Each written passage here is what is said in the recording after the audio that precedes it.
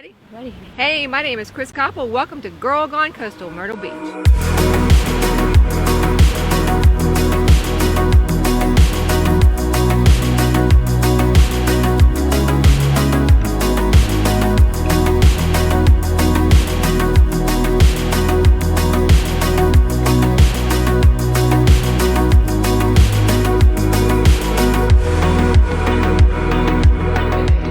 This is Chris Koppel with Girl Gone Coastal.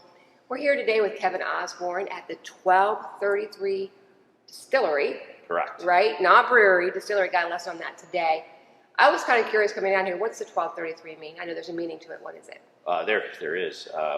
We tell people we celebrate our freedom to drink every day, which happened when Prohibition ended. Right. And that was with the repeal of the 18th Amendment and the enactment of the 21st Amendment. And that happened in December of 1933 or 12 of 33. So that's now I'll never forget. Exactly. I will never forget. Little history lesson. Yeah, so I met Kevin and his wife during CWP class last year. It was the first time I met them, and they were just opening up this great facility. And we heard you guys are doing some cool things for the community right now. We wanted to kind of come and talk to you about that. So in the midst of all the crazy coronavirus stuff, we have amazing small businesses are stepping up to the plate and doing things for our community that are extraordinary. Certainly wasn't on your radar about a month ago, making hand sanitizer. So tell us a little bit about what you're doing. Absolutely. So we just ended up, it's probably about 3 weeks ago now, as the coronavirus started to spread. There was kind of a recognition amongst the micro distilleries around the country that, hey, we're really the only ones that can make hand sanitizer because of the requirement for the proof of the alcohol. So there was a lot of chatter going around, and some of the distilleries just jumped in, took it upon themselves to start to flip production over and start producing sanitizer, and they were doing it with, their own recipes, like they were just making stuff up. Yeah. And as the need grew and the recognition of our ability to do it grew, there came some guidance that came down from the FDA and the TTB. We started about 2 weeks ago knowing it was going in that direction to start producing it ourselves. So we were in the middle of bourbon production. Yeah. And we had 800 gallons of fermented bourbon mash, which is about 1,600 pounds of grain, that we were about ready to distill and barrel for our 3 to 5 year bourbon. And we decided, hey, now's the time. There's a greater need, obviously, in the community for the hand sanitizer than it is for our aged bourbon. So I don't know. That could be debatable. Yeah, so at least today. So we decided, let's just take that fermented bourbon mash and we'll distill it all the way up to essentially pure ethyl alcohol, which is 191 proof. So we did that. And from that, and we had already actually batched up. I had batched up also previously just a little bit of extra, what we call grain neutral spirits, which is the base for vodka, which is essentially distilling to that level of proof. So we had a little, and we just needed to add more to it to get what we thought would be at least a good starting point for the community. So we did that. And then last Thursday, we got the green light from the FDA and the TTB to go ahead and start doing it. There's a ton of regulation and a ton of registration required with both to be able to do it. They cut through the red tape, which is great, and just gave us guidance. So what we're producing here, and that was the guidance we were given by both the FDA and the TTB, is the World Health Organization formula for hand sanitizer. Let me ask you a quick question. What is in it? Now we know we have the almost pure alcohol. What else do you have to put in it? I'm kind of curious. Yeah, so there's different ways you can make hand sanitizer, and you'll see if you go online, you'll see a whole bunch of homemade recipes, basically, right? Which is super high proof alcohol blended with some people are blending with aloe, etc. Right. The challenge is, and it's really a math equation, but you have to keep the alcohol percentage above 60%, which alcohol percentage is always half of proof, or proof is always double alcohol percent. So that would be 120 proof. So you're not going to find too many spirits, if you were just to walk into the store that at that proof, they'll be at that proof alone. Right. There's a few things like Everclear and stuff that are out there, which are a little bit harder to find. That are, but most are going to be, under 120 proof. Right. So So the World Health Organization formula is essentially a surgical grade of hand sanitizer. So it's 80% alcohol, which would be the equivalent of 160 proof if we were proofing it. It's got about 2% glycerin in it and about 4% hydrogen peroxide. That gives it, the glycerin actually acts kind of as a moisturizer for your hands, so it doesn't dry your hands out. It worked great, so that's what we started producing. And since this last week, once we got the green light, we started posting it on social media, started letting people that are on our email subscription list know what we were doing. We started delivering it on Saturday. So the challenge for us is, just like everybody else right now, getting materials is really hard. Everything's just so scarce. So even getting the raw materials, I mean, we needed that 4% hydrogen peroxide. Well, even for the initial batches, that's not that much. But, we were running around from drugstore to drugstore just trying to get hydrogen peroxide. Oh, yeah. And, and a lot of drugstores were like, well, we only have a 2-bottle limit, and we're like, well, we're trying to make hand sanitizer for the entire community. Right. So most of them helped out, and so we were able to get it. But it's hard to find. And then the other challenge is bottles. So everybody is taken essentially all the smaller, pharmaceutical type bottles, and so we were able to finally, after going through 20 different suppliers, able to find bottles. Unbelievable. So they were back ordered. So now they're supposed to be coming in. We actually just got an update. They're actually not coming in until Tuesday. We thought they'd be here on Friday this week. So it's a little bit postponed. But for this week, we said, hey, we know we're not going to have the bottles, so let's just give it away to the community. When the bottles come in, we'll bottle it, we'll sell it for a nominal charge, make sure we can just cover our costs on it. But in the meantime, let's just donate it. Anybody coming in right now, we're giving away 4 ounces per household. Okay. And it's a BYOB party, so they just bring their own bottle, and we'll fill it to that 4 ounces per household. And the response has been terrific. We've had we're trying to ration out 10 gallons a day for that.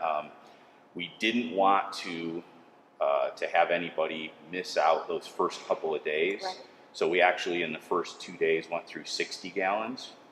But it felt good because we were able to get everybody covered that came in. And you guys are also taking care of first responders, hospitals, Absolutely. And doing that first and delivering it to.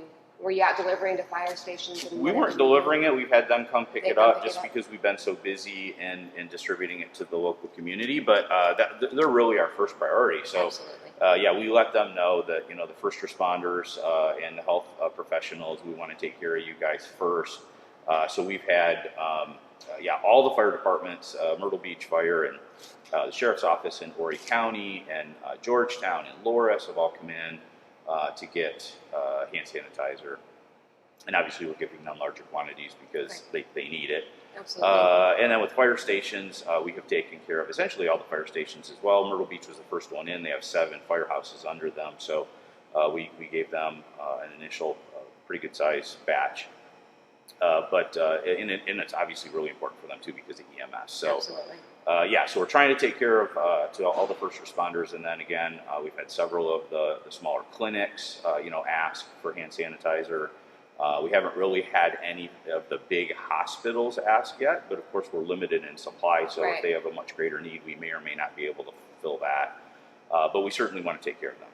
Well, it's so cool that you took care of them first because they're really on the front lines. I tell you, I can't imagine being a nurse or a doctor or a first responder right now. You're just risking it every day, going out there and then bringing it home to your family. So we appreciate you doing that. So you said you're going to start selling it next week. Mm-hmm.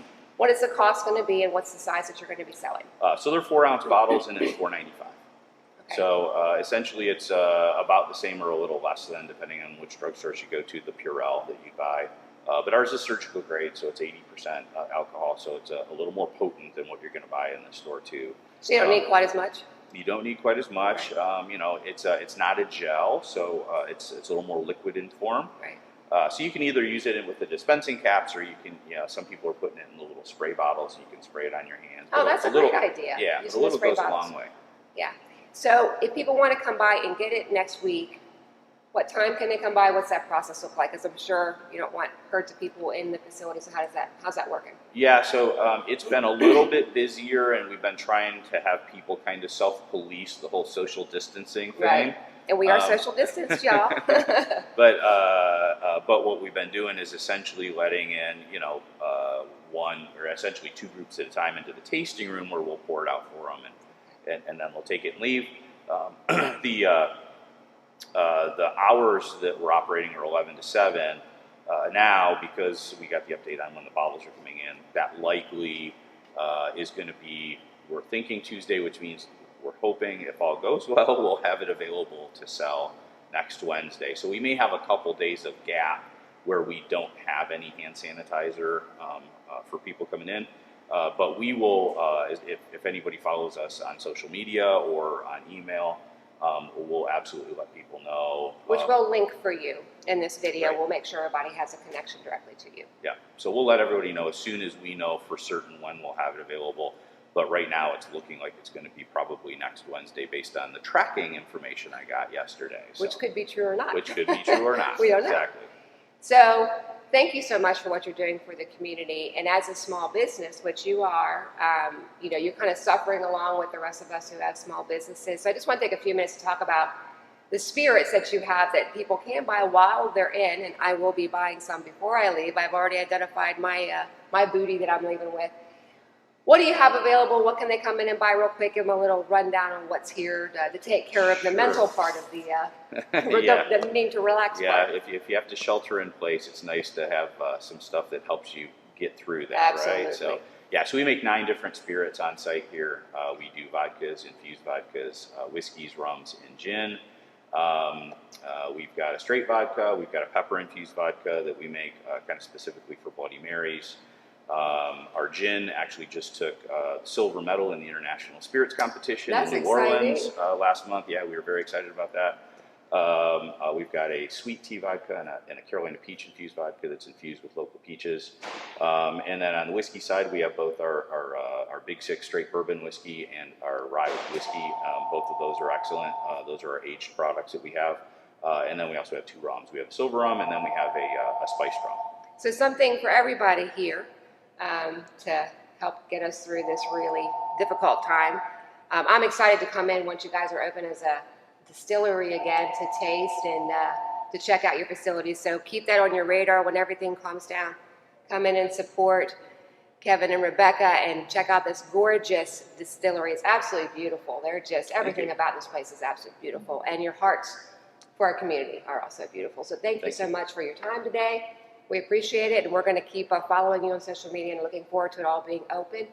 And I see that you had a bucket over there for people wanting to help offset your costs for doing hand sanitizer. Are you still needing help with that kind of thing? Yeah, we're not charging anybody coming in, but we've got a little jar out there for donations if anybody wants to help offset some of our costs. Right. That's always appreciated, but certainly not necessary. Right. Our first priority is taking care of our first responders and our health professionals, but also taking care of the community. And we'll keep doing it while we can. Yeah, so if you want a place to give, this would be a place you could drop some money and help them to continue on their mission of serving our community. So anyway, thank you so much. I would shake your hand, not this time. Next time I see you when I'm having shots with you. Sounds good. We'll shake hands. Thank you so much for everything that you're doing. Thank you.